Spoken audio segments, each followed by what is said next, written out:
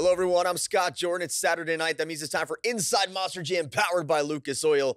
And my guest this week is coming off the first overall event championship win of his career. So let's fire up the Great Clips hotline and head out to Utah to join Devin Winfield. Devin, welcome back to the show. Great to have you on, man, and congratulations on the win. Yeah, absolutely. It's so nice to be here again. The last time I was here, I was gearing up for the first quarter stop on the series, and I just picked up my first.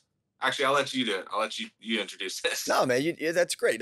I'm here to hype you up, and it's always good for you to hype yourself up too. But yeah, man, you won your first overall event championship, and last time I had you on, you were with Dalton. We were previewing your first arena championship series of your career. That's now in the rearview mirror. We're gonna get to that win in Las Vegas, but you and I have talked a lot over the years throughout Monster Jam. I've watched your career from a safety official, ride truck driver, and I think it's so inspiring for all of the different roles that you've had and your journey from, being a Feld employee to the independent circuit. I wanted to tell that story here because a lot of fans out there want to drive a Monster Jam truck, and they don't know how to get started. Everybody's path is different. Yours, in my opinion, is just fascinating. So I'm going to shut up now and let you get to it. Let's start for when you first got hired by Feld Entertainment. I'm sure you see him a lot. I don't see him as much anymore. I think something's changed, but they call it the Monster Jam Track Crew or Club Help. Yeah. I remember back when I was younger, I heard Cody Saucier talking about it on a podcast, actually, and when I had gone to shows to volunteer, I'd always see people in orange shirts that track crew, or it was yellow shirts at some point too. And I knew that was, in my mind, just a way to, kind of get my foot in the door somehow. So Evan Pasoko and I actually went to Anaheim to start volunteering. That was the first show we ever kind of started doing to volunteer. And that year in 2017, we just went to any show we could, spent all of our money to get there. And we ended up going to Houston that year, Nashville, East Rutherford, and eventually, so it ended up working out, and we got hired, and Evan ended up going the AV route, and I went the tech official route. And January 2018, I started on a stadium tour with Scott Olinsky and just another big group of good people, and that was good. The atmosphere was awesome. Like being on a stadium, like I'd been to shows, obviously growing up, and just being in stadiums was different, but as a tech official, it was intense because the crashes are bigger, the racing is more intense. So did that for first quarter, and then ended up kind of taking not a break, but first quarter ended and didn't hear anything back. So later that year, I ended up getting a call from Tavion Ferguson, and he ended up calling me and asking if I wanted to come to do arenas. And I was like, absolutely, I want to get back in the monster trucks. I don't care what I got to do. So I did that and started on arena. It was at the time, it was triple threat. So I started doing that, and I did that from the end of 2018 or fall of 2018 to middle of 2019. And I knew I wanted more. So I ended up sending an email, and Maddie kind of motivated me to do it. And at the time I was like, you know what, like nothing's going to happen. If I send an email, I don't think it's going to happen. So she's like, well, why don't you just do it? Like, what's it going to hurt? So I ended up sending an email of my story to that point, and kind of including my family and everything. My little brother, Cameron, got diagnosed with cancer in 2016. And my family, living in Vegas and growing up there, our big thing was to go to World Finals every year. That was what we did as a family. That was the big thing. It wasn't Disneyland. It was going to Monster Jam World Finals in Las Vegas. So it was the next day, actually, I got an email back. And it was insane to me because it's like, I can't believe someone higher up in Feld actually read my email. And that was big for me. So got an email from Bill Easterly. He told me, you know what, I got a deal for you. If you want to come and drive the Monster Jam ride trucks, they were brand new at the time at the Cedar Fair Parks. You know what, we can talk about seeing about putting you in a race truck. And so that right there was the end of 2019. And it was a dream come true. And just being able to interact with people and give rides at, Cedar Fair Parks was amazing in itself. It was a whole experience. Tony Oaks was our manager. Brandy, his wife now, was, one of my co-drivers, Elvis Linez. It was awesome. So going into 2020, was a tech official again, didn't hear anything about driving. Started the series that year, and it ended up being the shortest series that year. Ended up ending like first or second week of March that year, I remember. And that's kind of when the world went crazy and shut down. And Well, we're gonna have to take a break here where the world shut down. We're gonna have to shut down this segment, man. This story is fascinating. We're gonna pick it right back up where you left off. Coming up next, more with Devin Winfield on Inside Monster Jam, powered by Lucas Oil.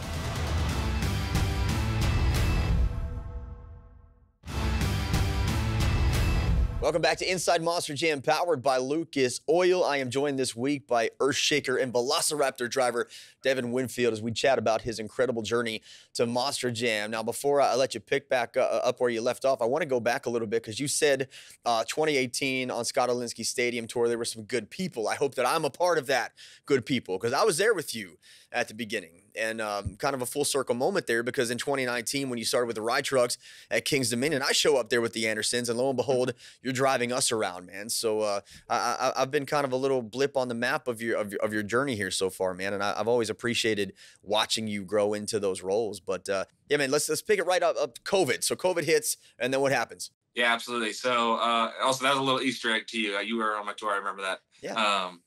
Yeah. So ended up finishing up my last week of the series in March, and was gearing up to head to North Carolina. I think I was flying to Charlotte actually to do the ride trucks again. Gearing up for the second year. I don't know what was going to change or whatnot. I hadn't heard a lot of details, but just knew I was flying out there, and had a layover in Denver, and ended up getting a call saying, "Hey, you got to turn around. World's shutting down, basically." So I was kind of pushing back from the terminal there right when I got that call, and I was like, well, I guess I'm along for the ride. So fast forward a little bit, ended up going to Vegas to visit my family. My dad unfortunately ended up passing away unexpectedly, so it kind of flipped my family's world upside down, my world upside down.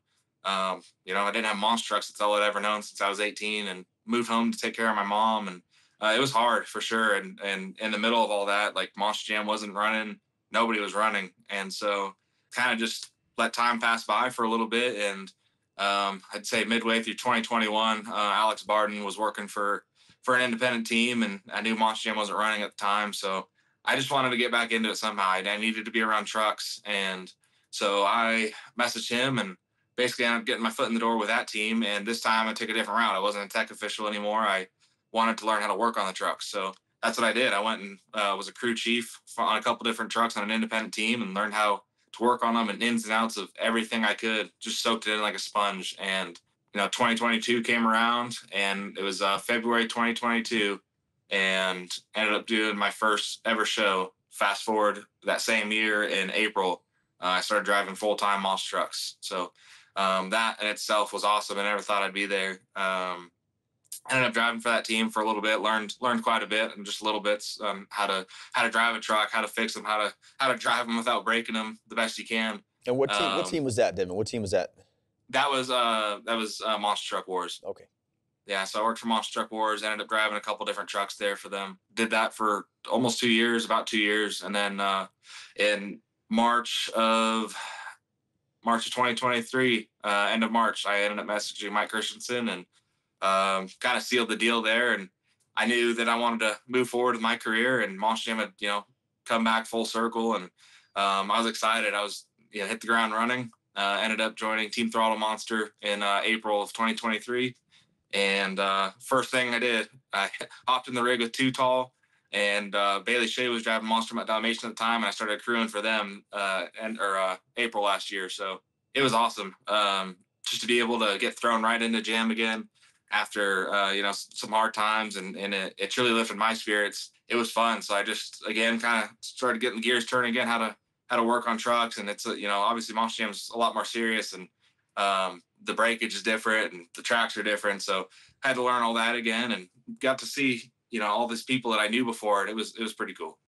And the amount of initiative that you have shown throughout this journey, that's what really fascinates me, because it's not always as simple as an email or sending a message. Obviously, you have to have the skill and the wherewithal to back it up and want to learn, what you've done. And so many people message me all the time, how can I get started? And I try to respond to everybody. But the fact that you started as club help, and with Evan Pasoko, who's great, he's one of our AV managers here. He actually leads the AV team.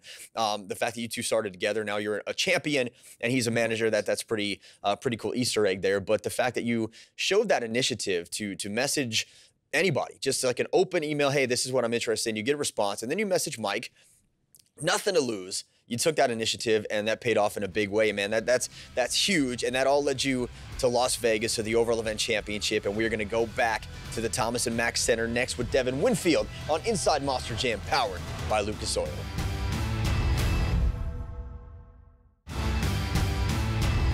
Welcome back to Inside Monster Jam, powered by Lucas Oil. I'm Scott Jordan. My guest this week is Devin Winfield, celebrating the overall event championship win in Las Vegas. So we've talked about your amazing journey to get there. Now let's talk about the big win. You show up, Thomas and Mack Center, hometown event for you. How many events, first of all, had you been to at the Thomas and Mack Center before you came in as a driver?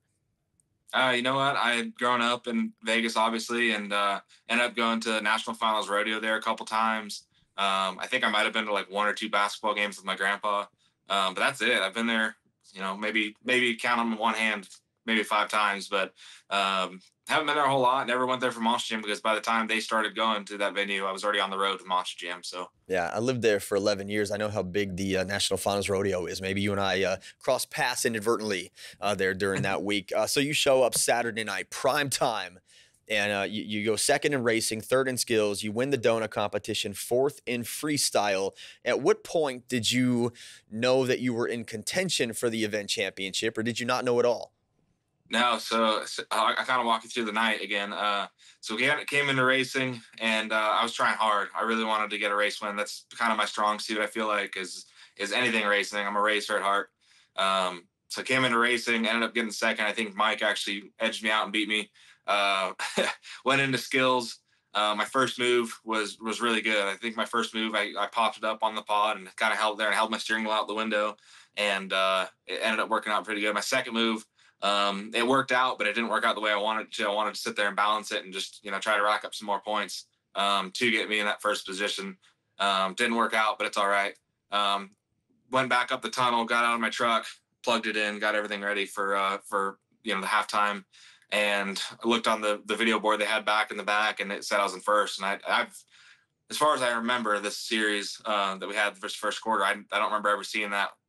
So I was kind of freaking out in my head. I'm like, holy cow, I'm first right now. I was trying not to let it get to me. FMX was going out there. I'm trying to pound water because it was hot.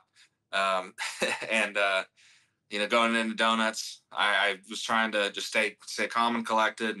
And Mike is really good at donuts. He wins donuts a lot. And so I know he went out there, and I'm trying to remember who I was paired with for my donuts. But I know last was Weston because he was on the tunnel side. And, in my head, I'm always thinking like, oh, yeah, like I had a good donut. So I went out there and got my donut going, and it just kept spinning and spinning. And I knew it felt good. And I got out of the truck and just to celebrate with the crowd. And it was so loud, like I have earbuds and my helmet on. And just, I could not believe how loud it was. I took the lead, and I think there was still 1 or 2 pairs after me. Went back up the tunnel, and I stayed strapped in. I was ready to go for freestyle. I was just trying to stay focused. And one of the tech officials came up to my window. He's like, get out. So I hopped out real quick, and they're like, I think you might've won. So they drove me down the tunnel, and ended up, they said I won. So got down the tunnel, ran out there, and first thing I saw was Weston hanging out the window of Gravedigger, and he was so excited. He's like, I don't want to scream on camera, but he was screaming for me. He grabbed my hand, celebrated with me, told me, like, started patting me on the head. It was pretty cool. And this is my first ever time being able to run with Weston. Was these last 3 weeks we've done, and he's been awesome. He's been a mentor to me, almost like just trying to teach me new things. So it's been really cool. But yeah, got first in donuts, and I'm sitting there, and I didn't even want to look at the points. I didn't want to think about them. I knew I was third for freestyle, and we had talked about it before, but I wanted to try my first backflip. Yeah. So no better place than to do it at home when you have the event championship up for grabs. Absolutely, yeah. I knew that's what I wanted to try. I talked to Mike about it, and first 2 trucks go, and I come down the tunnel, and my heart is pounding at this point. And I strap in as hard as I can, and I'm coming down the tunnel, and I can see the JCB skid steers sitting there grooming the backflip ramp backwards, so it's all smooth for me. And I'm thinking in my head, like, I need to go out there and make 4 or 5 good hits and just go for it. So I went out there, I think I made 3 3 or 4 good hits. It was all right. Not what I wanted, but go out there, line up for the backflip ramp, and I just didn't have enough speed. My first time hitting it, I think I was overthinking. The wheelie bar ended up digging in, and I just fell over backwards. And in my head, I'm like, I just lost the overall. I'm like, this is it. I just lost it. I ended up getting out of the truck, and I waved to the crowd. It was electrifying. It was so loud. And but in my head, I didn't know. I didn't look at the scoreboard or nothing. I was like, yep, I just threw it away right here. And so I grabbed my helmet and waved and walked up the tunnel by myself, left my truck in the corner of the arena. I was pretty bummed. I'm not going to lie. I was bummed. I thought I threw it away for sure. Yeah, but then you do end up winning it. And I watched the live stream of you coming out of the tunnel. Weston Anderson looked like he was about to take you out, tackling you. You get the water bucket dumped on you from Mike Christensen. Everybody just hugging you, crazy emotion from you. The crowd absolutely going nuts. You could barely hear what was going on the track because they felt that hometown energy from you. Who was there with you that night from your family, your friends? Oh man, there's a lot of people. My mom, first of all, one of my brothers, Cameron, that was battling cancer. He was there. My aunts, Aunt Tasha, my uncles, all kinds of aunts and uncles. I don't even know everyone was there because there's people that were there that I didn't get tickets for that were there, and they sent me pictures afterwards. My cousin Rylan, Evan was there. That was really special for me. You know, we ended up meeting playing Halo actually on Xbox, and that's how I met Evan, Soko, Alex Barden. We have a whole group. We played we call it International Halo Monster Jam, and that's how we all met. And now we're all working together. It's so crazy. But yeah, just all kinds of family that I didn't even know was going to show up was there. But yeah, I remember running down the tunnel, or I was up top, and the tunnel's pretty long there. And I remember sitting there, and I was just shaking my head, and I was upset, and I was grabbed a cool rag and was wiping my face off and stuff. And I saw Armando get in one of the Kubota carts to go down the tunnel. I'm like, oh yeah, Armando just won. Yeah. And I was happy for him. And then Trevor goes, no, you won. Like, get down there now. Like, go. And I started freaking out and ran down the tunnel and ran onto the track. And Weston came up and tackled me, and then Armando came up, and then Ashley and Kayla came up and tackled me. It was amazing. And by the time I finally opened up my ears, it was the loudest crowd I've ever heard in my life. It was insanely magical. What did it mean having Mike there with you in that event to win your first? Yeah, for sure. That was insane.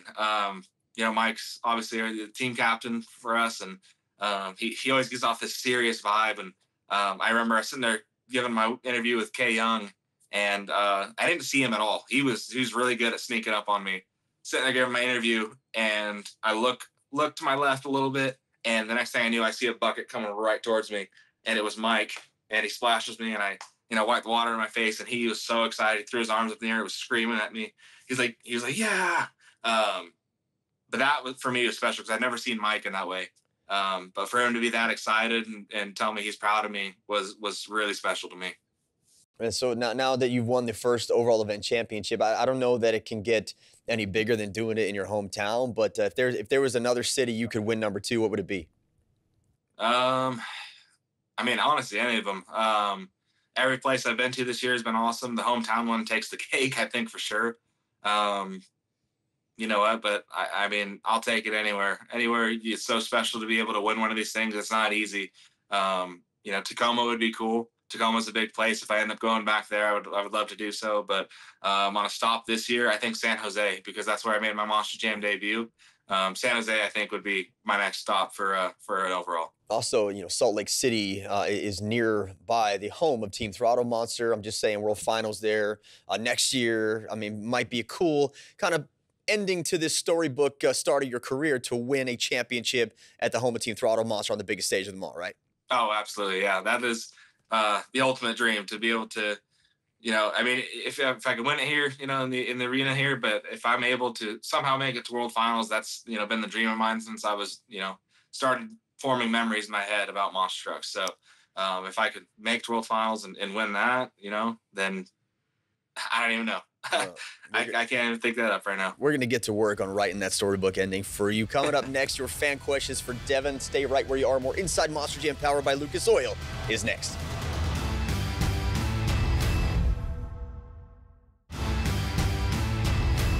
We are back with more Inside Monster Jam powered by Lucas Oil. My guest this week is Velociraptor's Devin Winfield. We've been chatting about his incredible journey from Monster Jam Tech official to the overall event championship. And right now it is your turn to be involved in the conversation. You submitted some questions to me on Instagram at ScottJordanMJSX. Devin, let's get right to it. You mentioned your brother Cameron Winfield. He chimed in with a question. First, he wants to know, what's it like having the coolest little brother in the world? I think that's a valid question, but he also wants to know, what were the emotions leading up to before it got announced and when it got announced? And you've dived in on that a little bit, but obviously with your family and friends there, probably amplified everything you were feeling.